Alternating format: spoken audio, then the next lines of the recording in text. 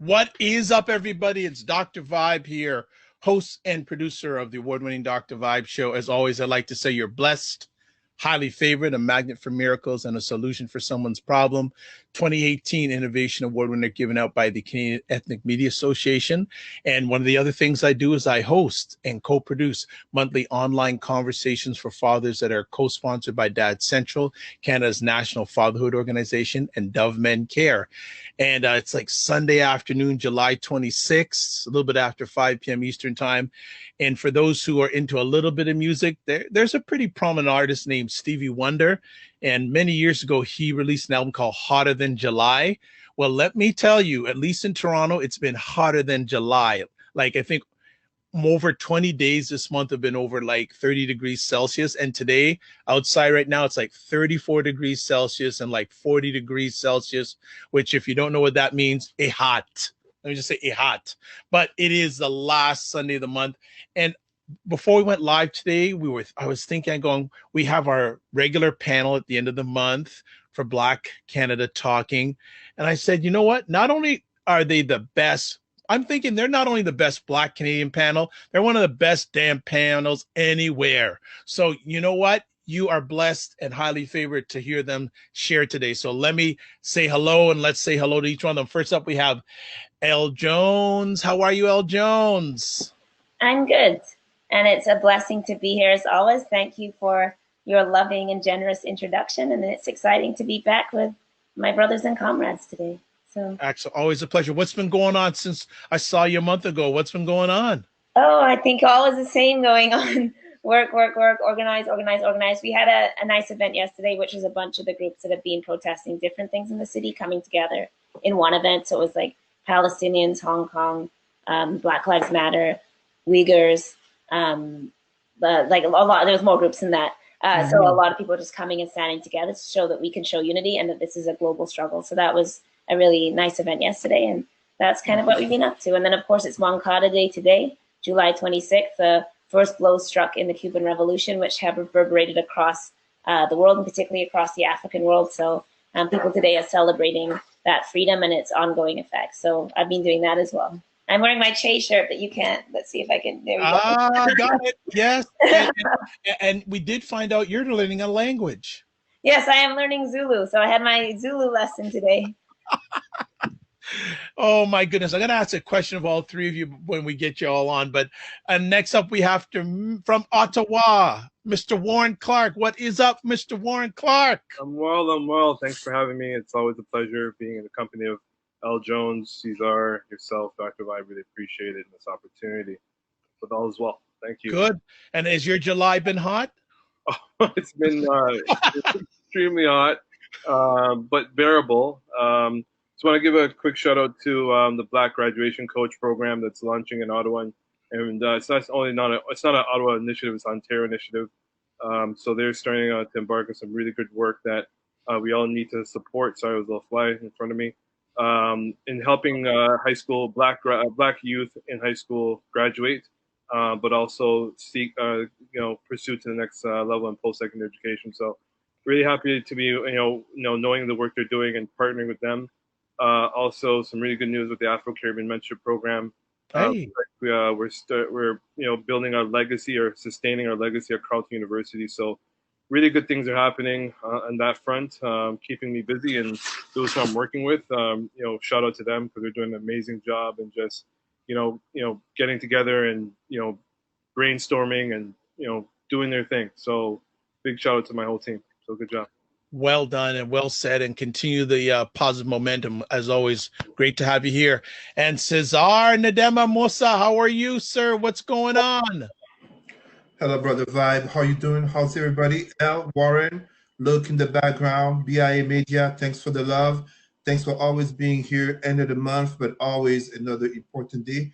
I'm good. I'm okay. The ancestors blessed me with yet another day and standing for the cause of our people. Here, lots of things happening. We're talking about, coronavirus, but I've notably been addressing, and we're going to talk about, the importance of masks. And I know my brothers and sisters have been doing their part, but, I'm talking also about this other pandemic, actually two other pandemics that tend to be forgotten, but that are so linked: poverty and mental health. Besides that, things are going well in terms of the organization, Roots and Culture Canada. Salutations to my CEO, Ketia Peters, our CEO, doing her job. And what can I say in terms of moving forward? More education, more training, but truly addressing the very culture of white supremacy and white privilege. And for that, it's not just that minds are opening because of the current context, but the changes must be systemic, structural, institutional, and truthfully come from within, but also for our people. We need to address our people too, so that we empower ourselves to stand strong. That's why I'm here. That's why we are all here once again. Excellent. Thank you so much, each one of you, for taking time out of your positive productive schedules. I want to shout out already Sarah from Ottawa, who is a great supporter, and Double Mint Radio out of Scotland has chimed in. Oh, wow. So that is, Scotland. yeah, it's good stuff. Well, folks, I'll be I like this word transparent. I'll be open here. 10 minutes ago, we didn't know what we are going to be chatting about, but these wonderful, this family, like, I mean, they could have just got things together with their eyes closed. So we've got some epic topics to chat about tonight. And Elle had brought up one that I said, yeah, this is really good, about wearing a mask and being Black. Elle, kick it off. Yes. So in many provinces, they're now passing mandatory mask laws. So it is mandatory to wear a mask on transit if you want to go into a grocery store in any public spaces. And I think this is both fraught and interesting for Black people, right? So on the one hand, we all understand that, you know, there's a social value in wearing a mask, that we're supposed to be protecting other people, and we have a responsibility to wear a mask. But what happens when you start criminalizing that or having fines or making it mandatory? So for example, if you don't have a mask and you can't get on transit, how are people living in poverty, or maybe homeless people who need transit that don't have access to masks? How are they supposed to travel, right? So if we're not giving people masks, and that's not going to be handed out at every transit station or every stop, and people don't have access, then we're now compounding the problems of poverty on people. So we're saying masks are mandatory, but we don't have any plan to actually provide people with masks, and not everybody can go out and just like buy a box of masks. Like, where are you supposed to get them? So first of all, we're not creating the access. And second of all, we know during COVID that policing, of course, came down extremely heavily on Black and brown people. There's all kinds of stories, of course, famously in Ottawa, and you Ottawa people can talk more about this than me, but of course that school trustee who attacked and threatened and harassed a young Black boy playing basketball and threatened to call the police on him in the name of, like, I'm keeping the community safe from COVID. And there's stories like that, you know, from all over the country, that we know that Black people were hyper-policed during COVID in the quarantine or, you know, shelter at home phase of this, right? When they were handing out tickets for being in parks or being on the street or being in groups. We know that Black people, just because of our race, but then also because of circumstances, like if you don't have your own home, so you're leaving the home because there's a conflict, you need to be outside, and then you're being policed, right? So we know that this policing falls heavily on Black people. So what's going to happen now with mandatory mask wearing? Black people are just going to be policed again, and it's another opportunity to criminalize and police Black people in public. And then the third thing I'll say before moving on is also being a Black man in particular, or a dark-skinned or a big Black man wearing a mask in public has, you know, never historically been something that's been acceptable. So how safe is it for Black men, for example, to be moving around masked, and that won't be seen as threatening in particular ways or lead to more surveillance because, oh no, now we don't know where Black people are going and they could be robbing things, right? So I think even as people are trying to be responsible and keeping people safe, this law, instead of being, you know, that we learn about masks, we educate, or we hand out masks, or we talk about safety and care together, when you make it mandatory and criminalize it, I can't help but know that it is going to fall upon Black people to be both punished by this and also surveyed in particular ways. And I fear, particularly for my Black brothers wearing masks in public, that are going to find all kinds of scrutiny based on that.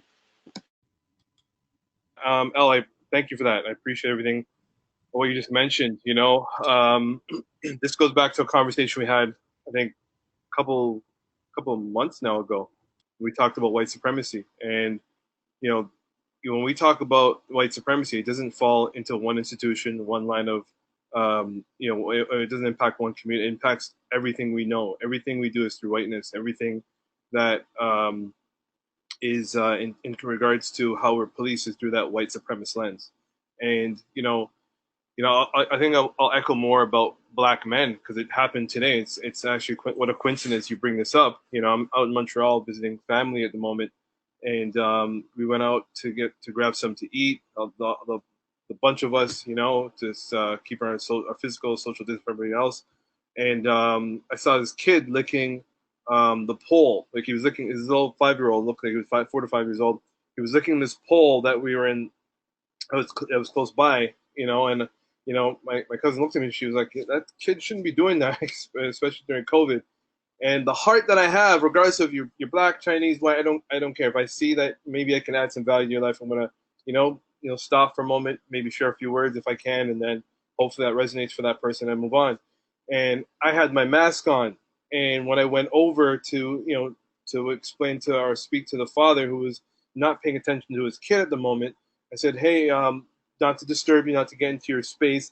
And as he looked at me, he jumped back 10 feet, literally. And I looked at him, and I had my mask on. I actually had my shades on too. And I was like, no harm. I'm just letting you know your kid is licking a pole. So you're absolutely right. You know, when black masculinity itself has been loathed, has been the villain for many years. Now, couple that with black masculinity, with all those negative stereotypes, with wearing a mask and say shades like I did today, then that just amplifies my perceived villain identity as a black man. So we have to be very, very vigilant when it comes to, you know, this mask in black bodies or black people. You know, what does that mean going forward? Are we safe? And if we're not, what does that mean?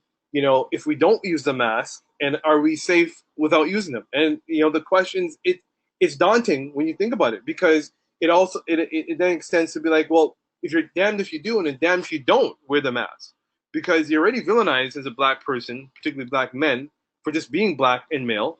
And then now you have a black male wearing a mask. It just brings on a whole different set of concerns or issues for black men, and not negating black women, but for black men wearing masks. So we have to be very, very aware of what these masks can do, and what they cannot do, and what we're seeing and what I've experienced so far, and I'm seeing it. You know, not only in when I'm out and about in public, or if I'm watching the news, or I'm speaking to, you know, a couple of friends of mine, or if I'm hosting an event online, it comes up. It comes up in these conversations where it's like, well, what do we do when we were in a mask and then we're in the public, you know? And it could be very, as I'm reading one of the comments from Double Mint Radio here, he says he's been one person fined for not wearing a mask in Scotland.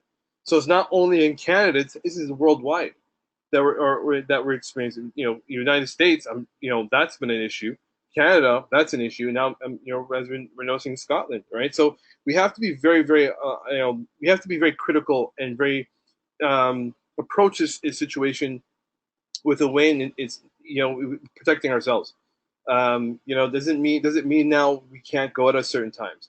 Does it mean now, you know, it's wise not to travel with a mask and sunglasses like I did today, right? So it's an important topic to be discussed, because then we have to ensure that we're giving the people who need this information, particularly young black men who may or may not know what we know.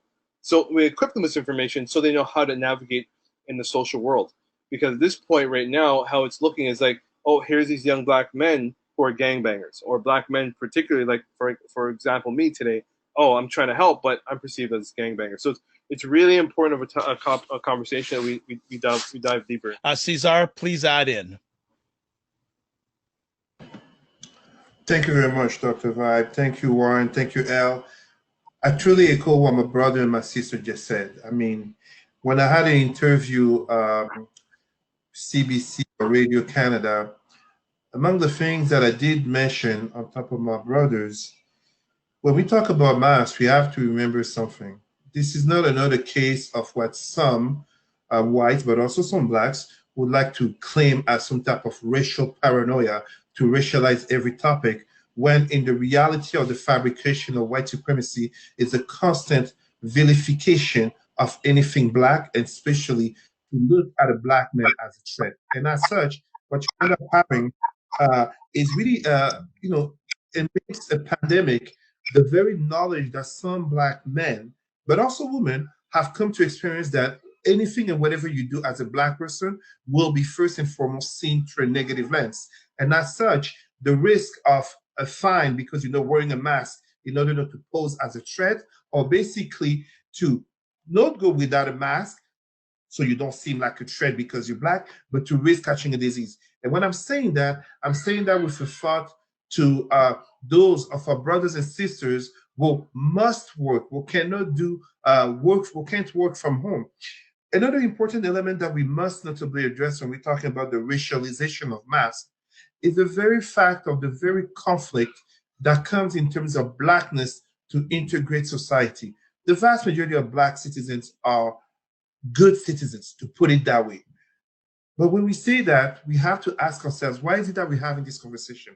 This is the same society in terms of white supremacy that associate mask wearing as so many other things as a good or bad thing, depending on where you stand in terms of your social location, notably in terms of race. And as such, one of the things that come is that I'm going to show you a mask, one of the masks that I wear. This is an African mask made by my mother, very bright colors and everything you want. Why must it be like that when we have to think of the fact that I personally have seen, such as at Canadian Tire, a white man in his 40s or 50s with a red bandana that if a Black person like Warren or I were to wear them, a thought would be associated to maybe gang culture. Why is it that, as a Black man on my size and one with his traditional wear and wearing shades to protect his eyes from the light, the fact that I wear a visibly African and bright colored mask becomes important for me to make others feel safe. So mask is not some paranoia topic. It's not some new topic. It's just another element added to, what we can talk. I think I read in the comments, Sarah Onyengo, masking while Black. It basically becomes another topic that is addressed in terms of basically the very nature of the system in which we live in that also discriminates against, for example, Arabs when it comes to mask and Islam as a religion, but also the very fact of us as Blacks as just another layer. If you saw one of my friends, Manal, because I'm actually here at her birthday and she's been generous to let me borrow her room, but you might hear the kids crying, so I'm going to go back on mute.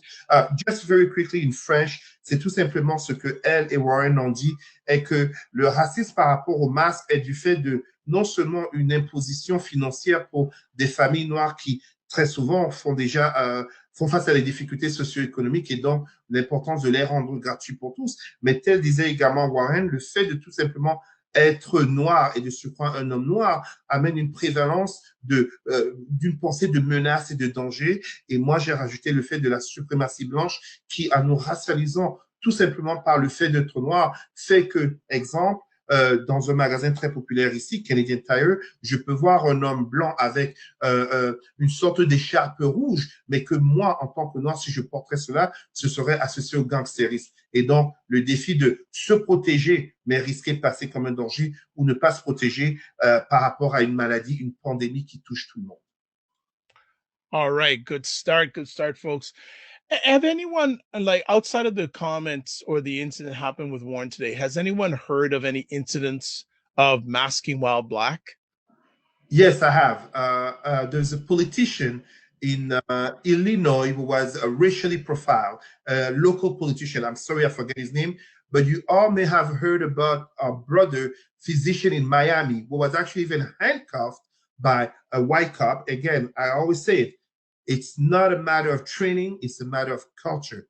Again, a Black man physician with the surgical mask handcuffed by a white male cop. So these are two cases that I've heard of, but I've heard of other cases in terms of community level racial profiling as well. Okay, that's okay.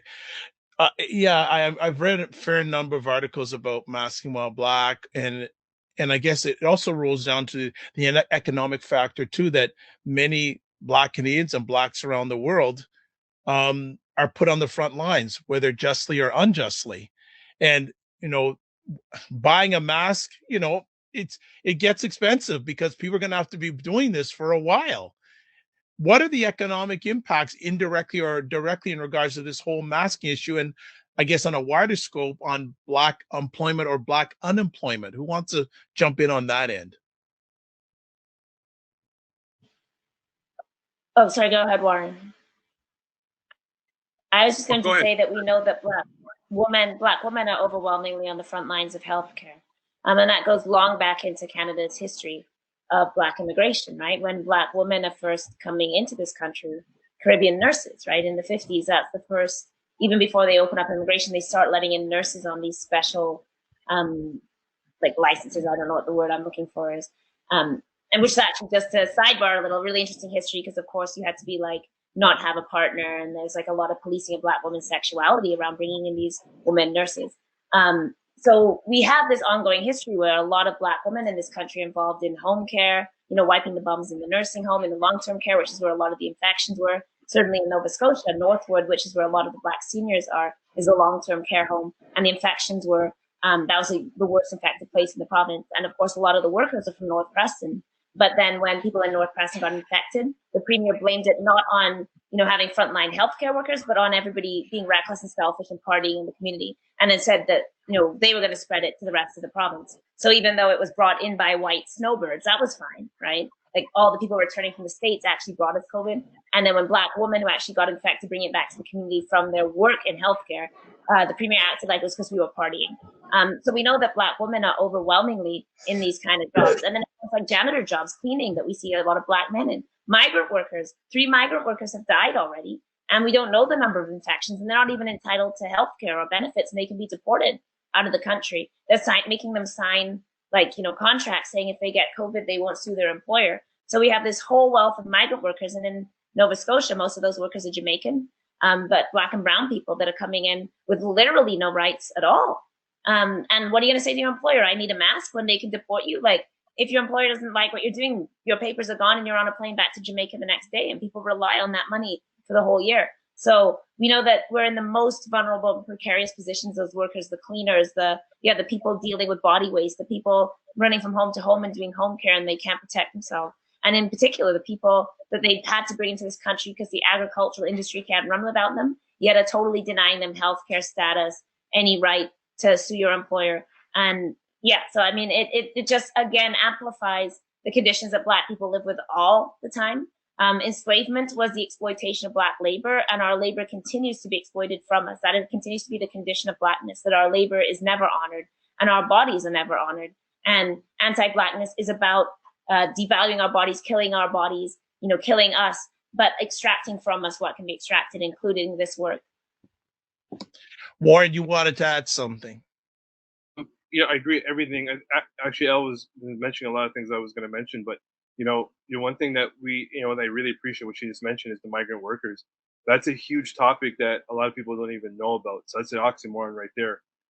There's a lot of people, as Elle mentioned, Jamaican, Bajan, I think Trinidadian, don't quote me on that, but there's a lot of, Black men, particularly come from those Caribbean islands, coming across to Canada, doing that hard, mundane labor and not being supported or given the health care they need, or the service or the equipment or mask they need, just to ensure they're not going to contract these diseases. And it's a very, very, slippery slope. One thing I'm noticing on the comments, and yes, I agree with you, Sarah. Yeah, ironically, yeah, there's a lot of Black businesses, creating masks for people, and particularly in the Black community. But I'll say to that's all in the function of helping up capitalism, and it's a white supremacist way of capitalism. How do we get those masks? How do we get masks? Let's not take away anything from the Black businesses, because we need to ensure that they're being supported and they're making the money they need to support themselves. However, how do we get masks to people who really need it? And I'll mention that earlier. Access to masks is what the issue is. But then again, here comes the oxymoron. When you give them these masks, then there's Black men, for example, me, for today, who are marked as, the villain, a more heightened sense of being the villain with this mask and sunglasses on. So we're faced with this like double-edged sword, which is not only taking away from how we're able to navigate the social world, but it's also a way we're adding value to this white supremacist culture through capitalism, which is only going to benefit those who can afford or white able-bodied people, and those who are Black and marginalized folks those are the ones who are going to suffer. And when we talk about this whole COVID-19 and using the mask, we need to be vigilant in how we're going to provide people information on how they use these masks in safe spaces, because there's this idea that yeah, you have the mask on, the government's saying, yeah, put on the mask, or your province is mandating the mask, or your municipality, whatever. But what's missing is how are these people navigating with that mask and how they're being portrayed when that mask is on. So again, I know I'm mentioning a lot what I mentioned, but earlier, but it's a really important topic that we do sit and discuss. Cesar, I'm going to have you, if you had any last comments on this one, we're going to move ahead. Anything else you want to add on? Allow me to really, but I'm going to give like an answer in space. So let me start here. When we're talking about that, so Elle pretty much started saying it about, how we have many of our sisters, mothers, aunties working in hospitals. At the same time, we have to be honest, as we see, for example, in Quebec, so many Black people helped in terms of tackling the pandemic, and yet in Quebec, they're not being recognized status. The government is stepping back on easing the path to citizenship or at least permanent residency. When you look at, for example, in France, where you have so many Black women helping to the caring of the senior citizens, there's still a denial of systemic racism. But even when you look at, for example, New Brunswick, where I believe the name of the city was Campbellton, I might be wrong, but in New Brunswick, a Black doctor of Congolese background, Dr. Nzola Mungumba, I believe that's his name. I apologize if I didn't say it right. But a Black doctor in New Brunswick being victim of racism because he's being considered, but he denies it, to be the person who will bring a second wave in terms of coronavirus on the island. So when we're able to see all of this, and we're able to also see the fact that on a socioeconomic scale, in terms of opportunities, in terms of fair employment, even just in terms of expectations, the very exploitation of Black bodies and the dismissal of our grievances, despite fact and studies and lived experiences, just makes it that, as I was saying earlier, the very topic of racialization of mass just adds a new layer to the evidence of white supremacy that we deal with every day. It's just, how can I put it? It's just something that's becoming even more in our language to address. And as such, I think it tackles so well into our next topic regarding Black communities development, and notably socioeconomic and identity empowerment, because ultimately it will be up to us to uplift ourselves and as such to also be able to protect ourselves. Very quickly, très rapidement en français, la question portant sur l'aspect économique, mais également identitaire par rapport au masque, où notamment elle a parlé du fait de l'exploitation des corps noirs, mais j'ai également rajouté le fait que ce soit au Québec, Nouveau-Brunswick, mais également en France, il y a une présence continue des personnes noires, notamment de femmes noires, dans le milieu médical, dans le milieu de la santé, et pourtant, il y a une non-reconnaissance de leurs acquis et toujours un racisme prévalent par rapport au fait de toujours pointer vers le noir, surtout s'il y a un écho, une maladie, une transmission par une personne noire, alors qu'on ne voit pas de tel quand ça vient des non-noirs. Fantastic, folks. Thanks. We are halfway through and we're flying, but we are going to keep it going and keep it going strong. Next conversation topic, and it has been a month since we've seen these wonderful faces on our screen, so there's been a lot that's gone down, but one of the things that did go down is back on July 7th. July 7th was deemed Blackout Day. To support economic power in the Black community, everyone was urged to not spend any money, and if they did, only on Black services and Black products. So let's ask, how strong are we doing, or how well are we doing in regards to buying Black? Who wants to start with this?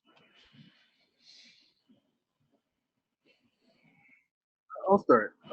I think some of us are conscious enough right now to say, you know what, it's time to start creating or encouraging money from one Black hand to the next. And I think it's very it's amazing to see. However, we're still seeing moments where Black folk are still running to, you know, white-owned businesses and supporting them. And it's not to say they shouldn't be supported by their communities.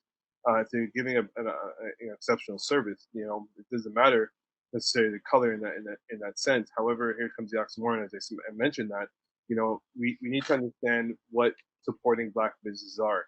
You know, we can't just live in the moment of, okay, there's these huge protests going on.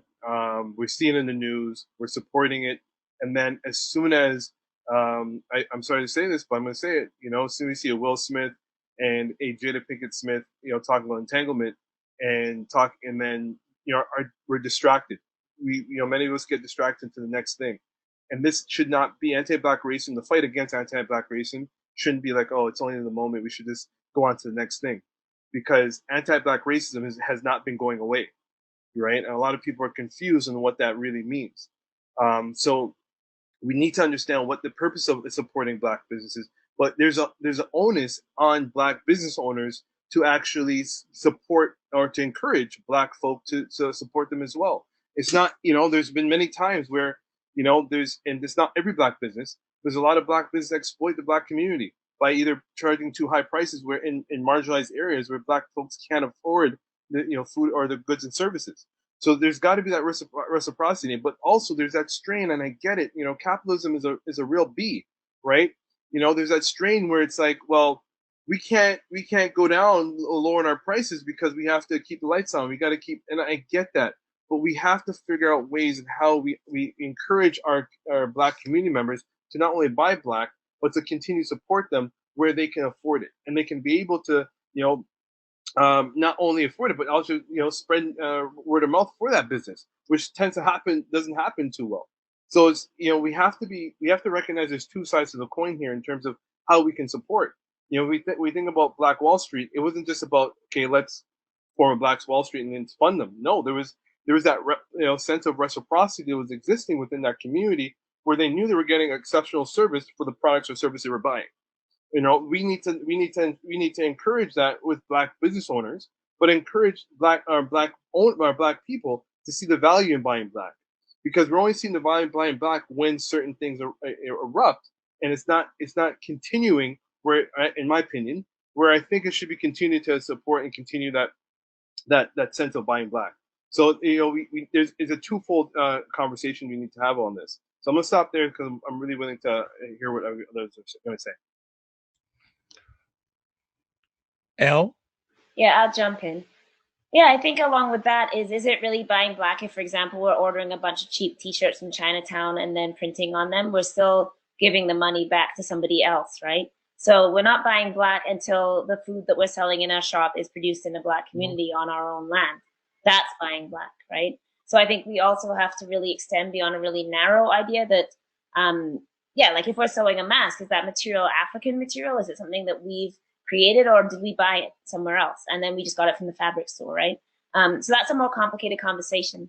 And I actually am going to go international with this. It is the 7th anniversary of the economic freedom fighters today. They've been existing for 7 years in South Africa. And if you take a look at their pillars, the number one pillar is land as economic empowerment. So until Black people have our land and the mineral wealth under it and all the things that are under it, because of course, South Africa has diamond mines and platinum mines and gold mines, and the South African people, the 90% Black South Africans, are not profiting from that. In fact, 86% of the land is owned by white people, including like the Beers Diamond Co-op, you know, owning the diamond mines.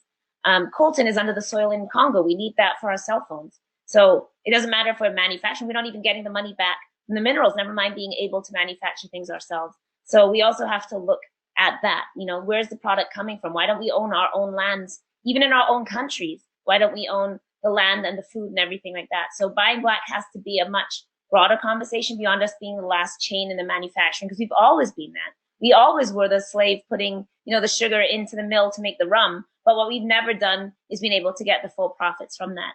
I also cite Harriet Tubman here, and this is the last thing I say before we move on, because, you know, we had this debate with this week with Kanye West saying that Harriet Tubman didn't really free the slaves, and then we had this debate over people saying, well, yeah, because Harriet Tubman just freed the slaves to work for white people, which is a lie, because Harriet Tubman actually had an economic vision. Harriet Tubman actually built a cooperative laundry with Black women because she understood that Black people had to be able to share the wealth and work cooperatively. So when she got money from the government during the Civil War for serving as a nurse, she took that money and invested it and made a cooperative laundry so all the Black women are washing clothes of soldiers and being able to profit from that. And she believed that nobody should have, hierarchical wealth. So she believed in this vision that Harriet had. It wasn't just that she was going back and pulling enslaved people out. She understood that we would have to have land and businesses. We have to empower ourselves in a collective way. And she had a very, very radical vision that people to this day still don't understand in the limited story we're told of her. So, this week we're having that discussion with people saying, oh, well, like she just freed the slaves. So white people, like, you don't know your history. And you also don't know that these questions that we have now are very deep political questions that aren't about buying T-shirts and making T-shirts. They actually go to the fundamental roots of what is Black liberation. And I will tie that to Emancipation Day coming up on August 1st, but that question of, are Black people truly free yet? Are we emancipated? Has slavery ended when we continue to work low-wage jobs, when everything that we produce is taken from us, when we create all the new slang, all the new dances, everything that's cool, but yet the Black creators of that don't profit, when the white 15-year-olds on TikTok are multimillionaires and the Black girls that invented the dance have nothing and their names aren't even said?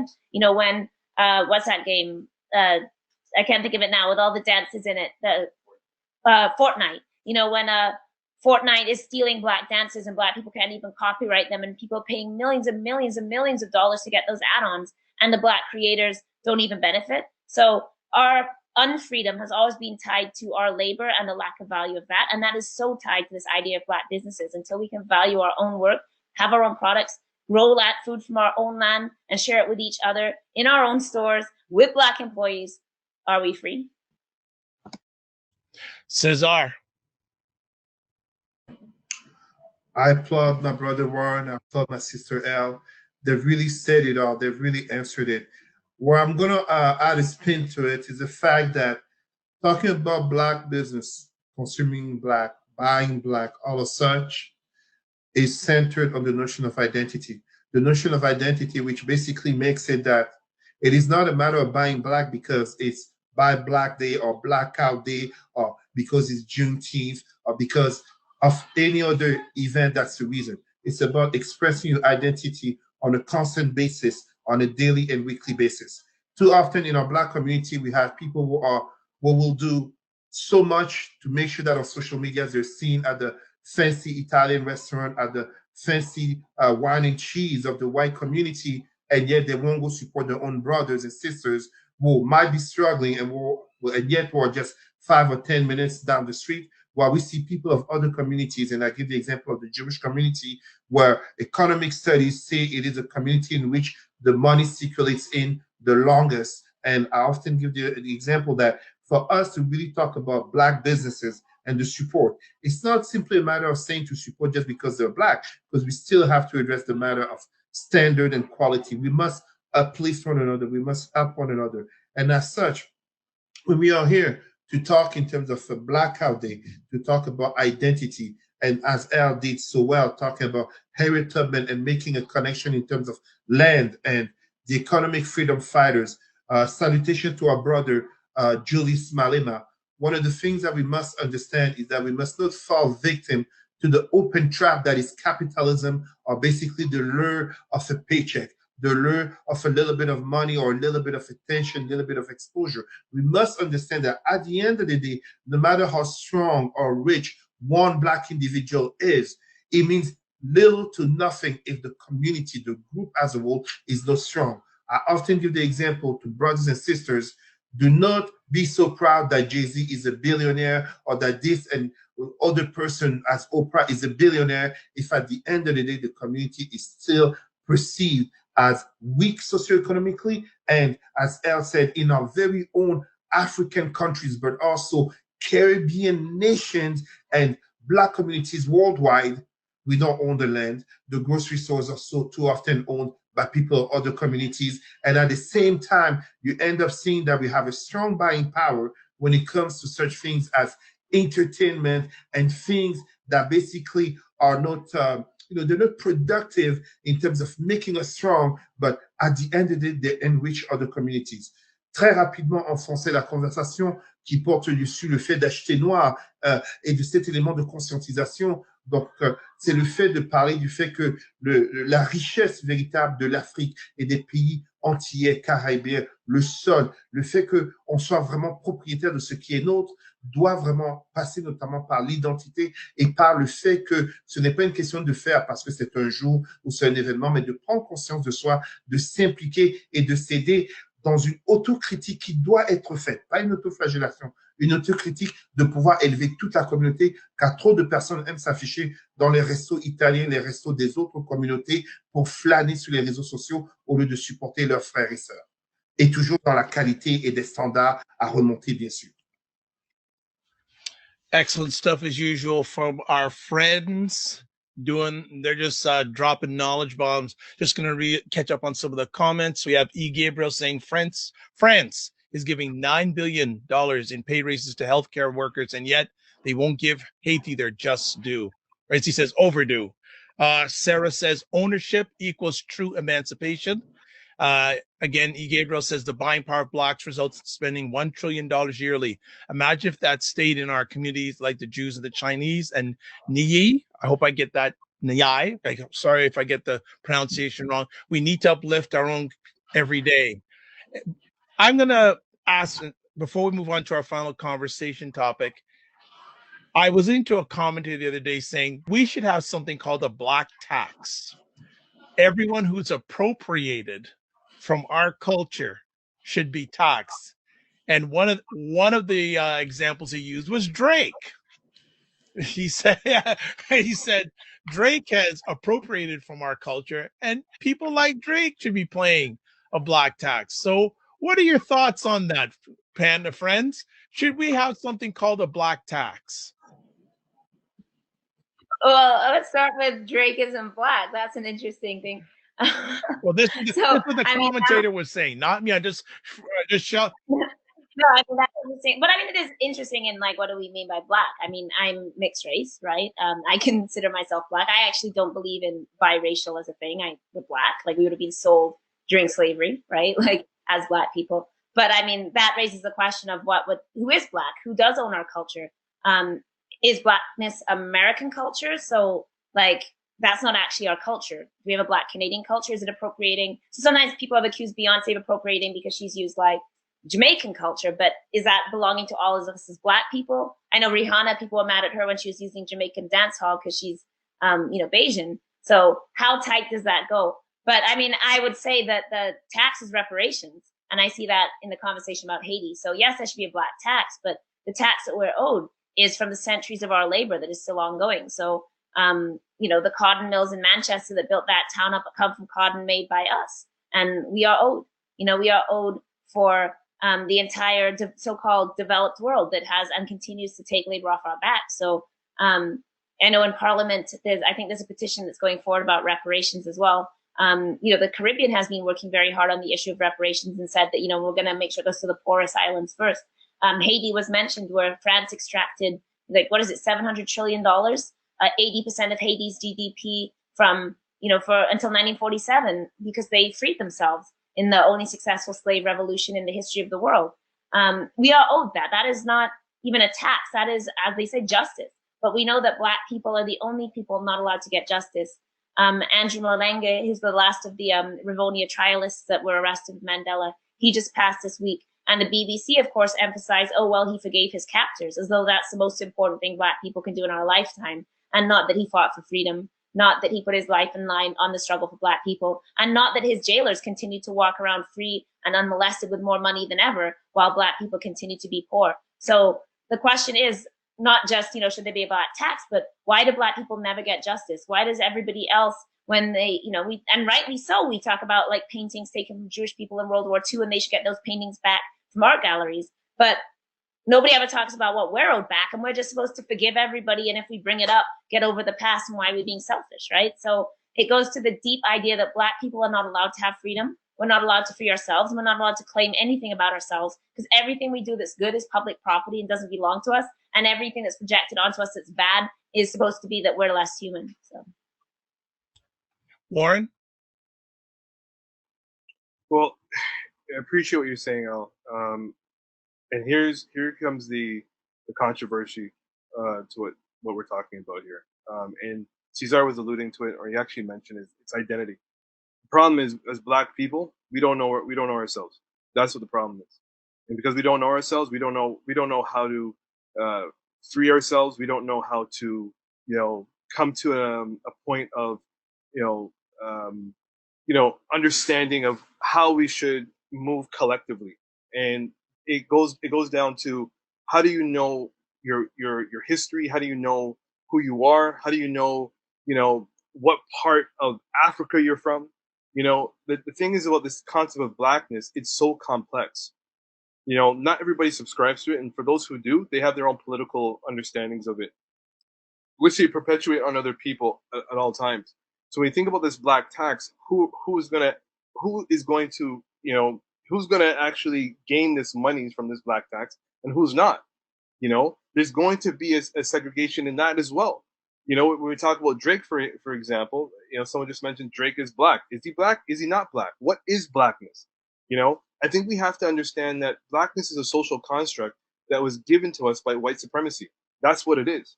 And I'll give an example. When you talk about, we talk with people from, countries like Nigeria, for example, sorry. The first thing they I've had conversations with many people from that, coming from Nigeria, first time in Canada, saying, what is this thing called blackness? Why do you keep calling me black? I don't get it. But we continue using it like it's empowering us. But we don't understand it's actually taking away our power because it wasn't constructed for us. So how are we going to now say, let's put a black tax on somebody where only certain people are going to benefit from it? It's not going to go to people who are. I am predicting this. I'm not saying I have the facts around this, but I'm predicting it's not going to go to people who's going to need it. There's not going to go to certain black people who are marginalized and who's going to need those funds. So we need to understand what blackness is and what blackness is not, and what blackness does and what blackness does not do for people. And when we continue using this concept of blackness, it becomes very problematic, and it empowers some, and it takes away power from others. So I just want to mention that into the conversation. Cesar.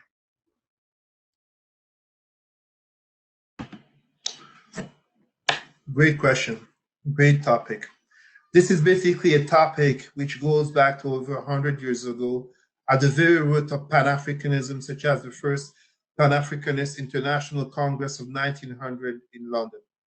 Black is black. And I'm going to put it to you like this. Over 3,000 years ago, actually, I should say over 4,000 years ago, even in ancient Egypt, in Kemet, black pharaonic Egypt, they knew they were black. They knew where the skin color made them different from their neighbors, Asiatic, today we call not only Arab, but also white. When we talk about the notion of a black tax, and Brother Warren, he continued what I was saying, it becomes a matter of identity. It becomes a matter of identity in which the very notion of us talking of blackness is beyond a skin color. It's a matter of the mind. Because too many among our own people, it's not so much that they don't know themselves in terms of the roots, as if you're Caribbean / descendant of slavery, you don't know the country in Africa where you come from. It's a matter of, in terms of your affiliation, your allegiances. Who are you standing up for? And yet this is the black community where we see too many, they will divide themselves in terms of Christianity and Islam, but you will never see basically non-blacks as whites and Arabs go stand up for an African spirituality. It is the same basically black community where too many divide themselves, not only in terms of country, but in Africa, you also see dividing themselves in terms of ethnicity.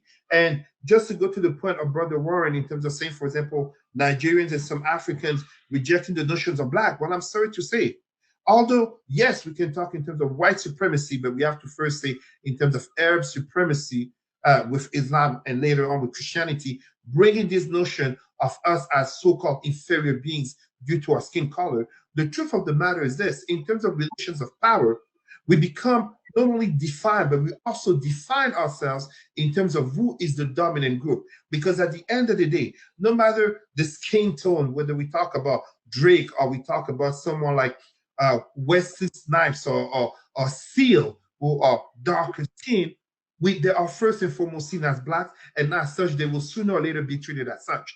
Let us never forget the matter of Obama, even though he became president, referred to, excuse my language, as a nigger in newspaper in his own country, just as Oprah Winfrey, despite being a billionaire, being racially profiled in a jewelry store in Switzerland.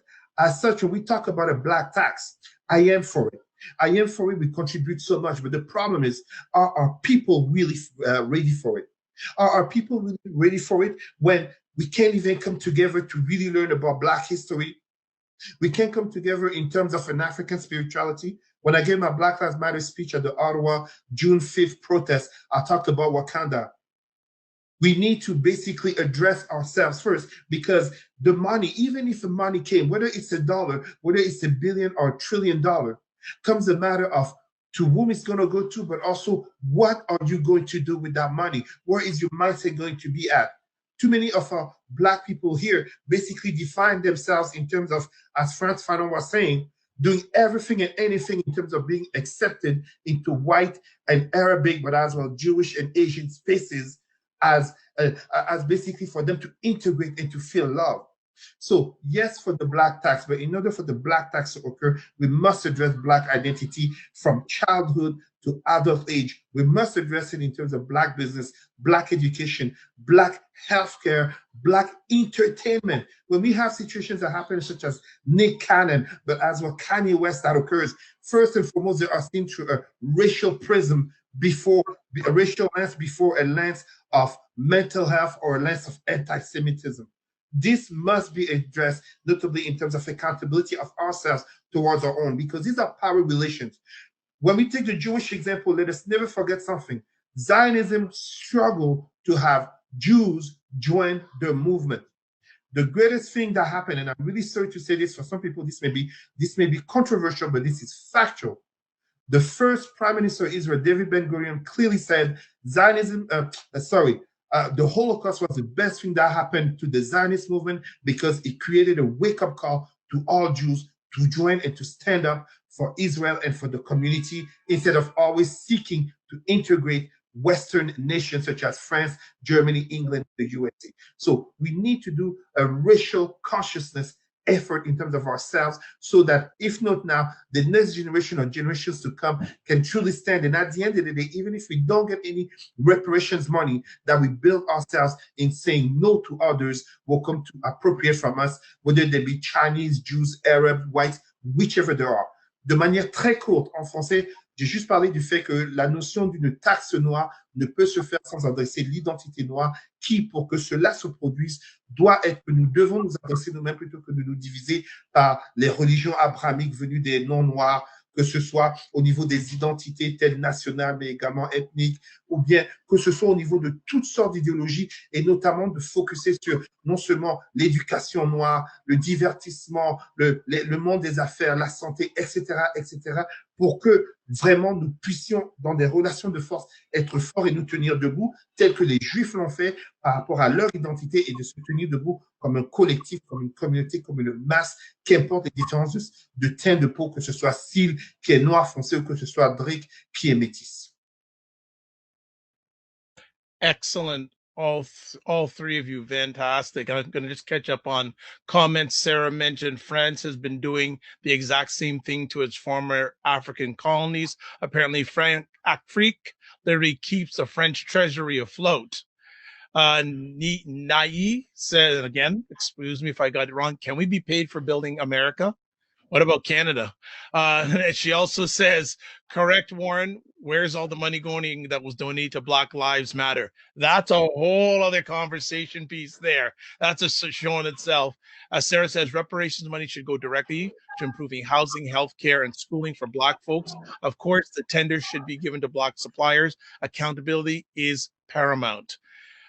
In light of individuals like John Lewis, who have left us, so rest in power, and a number of other individuals recently who are rest in power, where does the freedom rights struggle lie nationally and internationally? Who wants to start on that first? Elle, you should go ahead, because you were talking of time. Okay, well, so I'll take that first. Yeah, I mean, I think one of the things that we see as these heroes pass is, on the one hand, so we look at Mandela, right, and obviously a great freedom fighter. But we also, I don't know, you've been talking about this through the chat. South Africa is worse off in many ways now than it was under apartheid. White people own more wealth than ever before. Not a single mine or bank or anything was nationalized. De Klerk, in fact, is able to come to parliament and sit there. And when people ask him to leave, they're told, the presidents were allowed to be here, even though he's denied that apartheid was a crime against humanity. So did Mandela win the struggle when we thought, oh, Mandela walked out of prison and now they won? But South Africa isn't free. You know, John Lewis, obviously part of the great struggle, part of the great civil rights struggle, but part of the rise of Black Lives Matter that people forget. When Black Lives Matter is first rising in 2013-14, it's a generational struggle. And it's young people really looking to elders, and many of those elders that entered the Democratic Party establishment and, you know, did not continue fighting for freedom. And again, so why did the mass prison, the prison industrial complex and mass incarceration explode and continue to explode under Obama as well, right? We had a Black president, yet the wealth gap continued to increase. Black people continue to be incarcerated. Black people continue to be poor. Black home ownership set a 51-year low. Obama waged war on the African continent. And we can go on. And that's not Obama himself. It's that he continued to do what America has always done as the empire of America. And a lot of people when Obama was elected were saying, you know, this is a culmination of our struggle and our civil rights struggle. But in fact, we know it wasn't. And that's why Black people are on the streets today, because our struggle is not over. So clearly it's not over. So part of the problem of these struggles is we hit a point where we feel like we demanded these things. You know, these people are free, we got this. But we know that even as we're struggling, our struggle is being appropriated out from under us, right? And that's why I always say these moments are so dangerous that, you know, on the one hand, it's a good thing that we get, you know, thousands of people out to protest. That's a good thing. And, you know, that we're talking about these things and having these conversations. But we also know that so many times it's been a moment, and then after it, maybe we get a couple of extra grants or a couple extra positions, but the Black masses stay poor. And they stay in many ways poorer than they've ever been. So we get one or two more university positions or somebody on the board of the bank or whatever, but Black people stay where they are. So we know that it's not a freedom struggle until Black people are liberated, but we know so often our freedom struggles are co-opted by white capital, co-opted by, you know, they sell themselves out into the industry. We lose focus. We dissipate. We fight with each other and sell each other out, and there's conflict. So yeah, it's a very difficult question, right? That what is the role of these icons in our struggle? When we're admiring them, do we admire them in all their complexities, or do we create a kind of heroism where Mandela becomes a saint? But he wasn't. Chris Hani disagreed with Mandela. There are all kinds of, Dennis Brutus disagreed with Mandela in the direction he's taking the country. But we erase that dispute and then hold Mandela up as a saint. But you can't get freedom that way without continuing to dispute and debate and struggle. So we are in another moment where there's a lot of energy, but the fear is that that energy will get, you know, turned into these neoliberal enterprises and capitalism, one or two more positions, and we still won't find freedom, because we cannot find freedom until we engage in collective struggle, collective liberation, for all Black people, with all Black people, by all Black people. Cesar, I'm going to have you go next. What can I really say? First of all, respect and honor to Brother John Lewis, but also to so many others who don't get notably to be in the front page of news. When we were talking about masks, this is where the next struggle is going. But it's not just the next struggle. When we have to talk about, for example, the environment, African countries, Caribbean countries, countries south of the hemisphere will be more affected.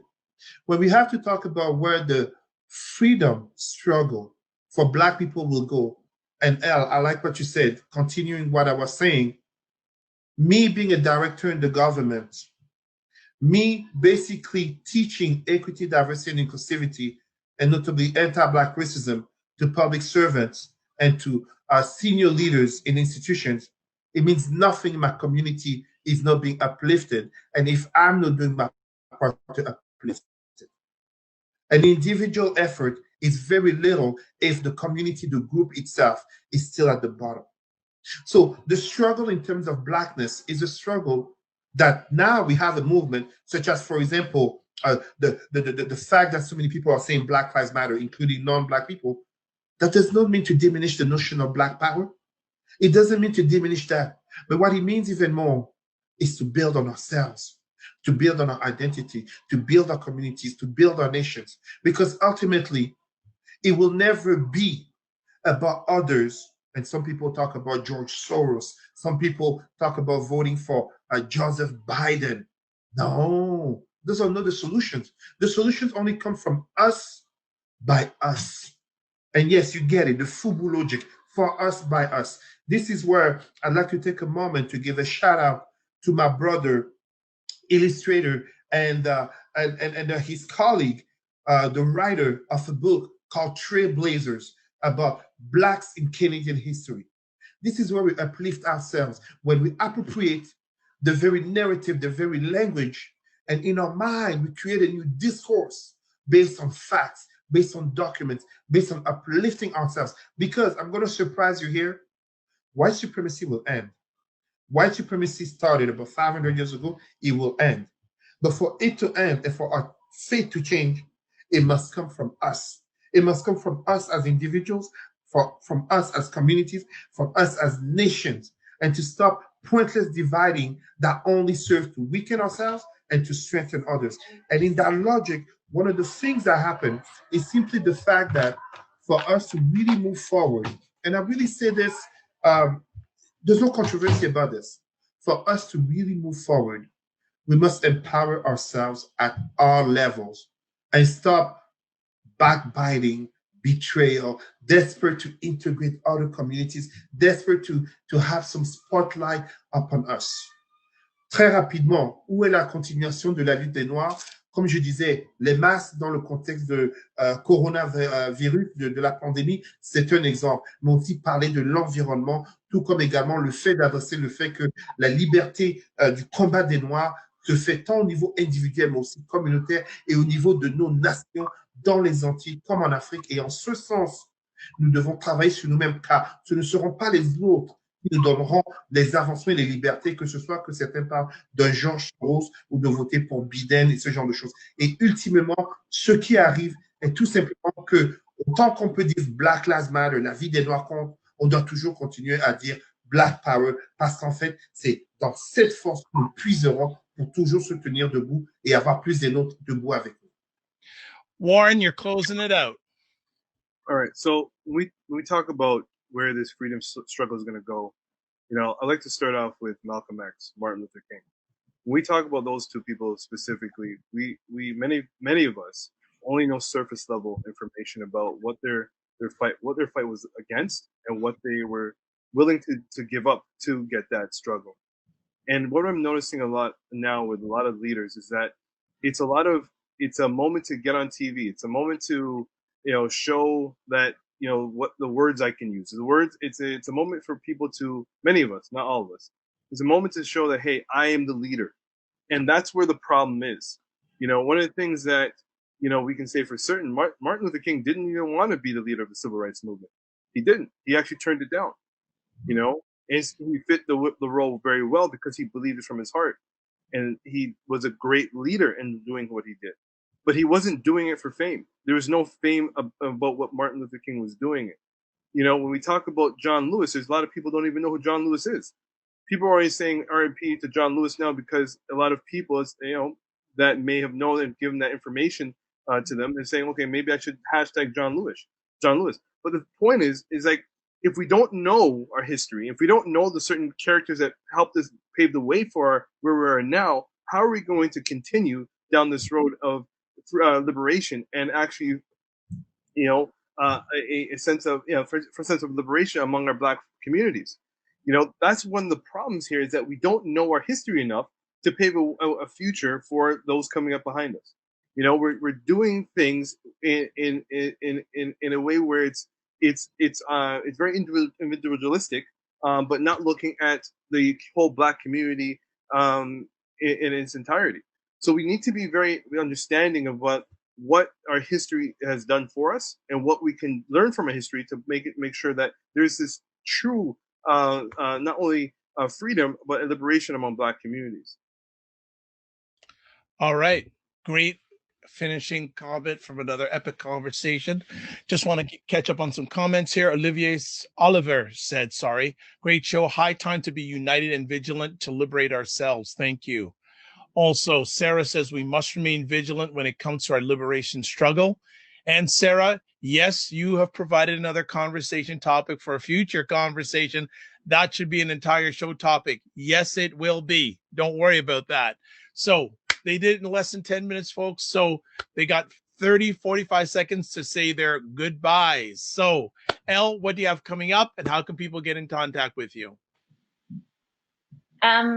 People can, I'm also my Facebook friend limit. People can email me at el.jones@msvu.ca.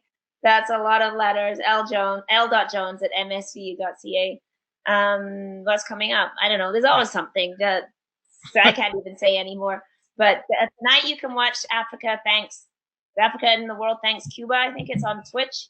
So you can watch that concert if you want to, and I'm part of that. Excellent. I'm waiting for the day, Elle, you're saying, I have room for Facebook friends. Warren and I are waiting for that day. Will it ever happen? Will it ever happen? Warren, how can people get in touch with you? I've been trying to ask Elle to add me as a friend, but I just can't get past the barriers, the Facebook barriers. So Elle, please let us know when you're freed up some space. But need to say, people can reach me at the best way is just visit my website warrenclarke.ca. It has to be updated, which I'll get onto one of these days in the near future. But all my contact information is there. Warren G. Clarke at gmail.com if you need to reach me. And yeah, so look out for the great things that are coming out of Ottawa. There's a lot of trailblazers in Ottawa.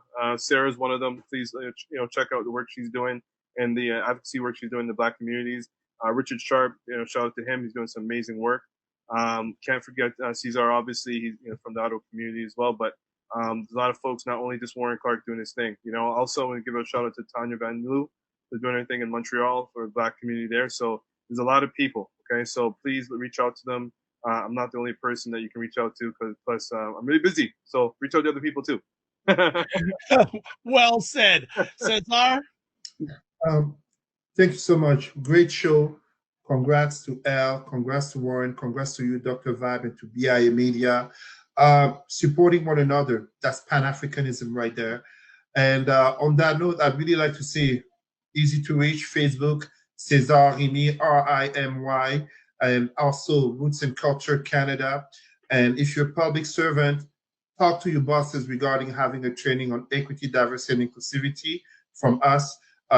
We've had some police services of different cities that are reaching out because they're starting to understand that the conversations need to get real and no more on the surface. Very quickly, I'd just like to remind our people, support Assa Traoré in France. The sister is doing great work. She mobilized around 20,000 people on a protest in Paris for justice of her brother Adama and regarding anti-police brutality.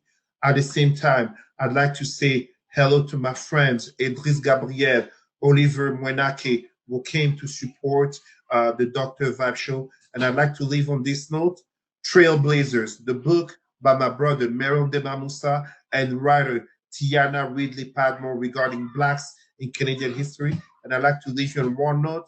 Our great leader, Bantu Steve Biko, said, the greatest weapon of the oppressor is the mind of the oppressed. I repeat, the greatest weapon of the oppressor is the mind of the oppressed. We don't have to be oppressed. Understand? No, that's wrong. Together in order to be strong. I love you, my brothers and sisters. Wonderful last words. I'd like to shout out people who made this live an epic conversation. Sarah, Double Mint Radio out of Scotland. E. Gabriel, Niyi. I hope I get that name right. She'll tell me if I don't, I'm sure. And also, I have, of course, got to thank BIA Media. Oliver, thank you so much. And everyone who watches live or on the replay, it's appreciated, not taken for granted. If you want to get in touch with me, the best way, just go to my website, thedrvibeshow.com. As always, I close out, live your life as a dream. If you can dream it, you can make it. Sometimes you have to get small to get stronger. Block assumptions and aim bigger, aim better, aim higher, aim wider. God bless. Peace to all. Keep the faith and walk good. And next week, we are scheduled to have a conversation about Emancipation Day, but from a different lens. So catch us 5 p.m. next week, Sunday. God bless. Peace be well. Keep the faith. Bye, everybody.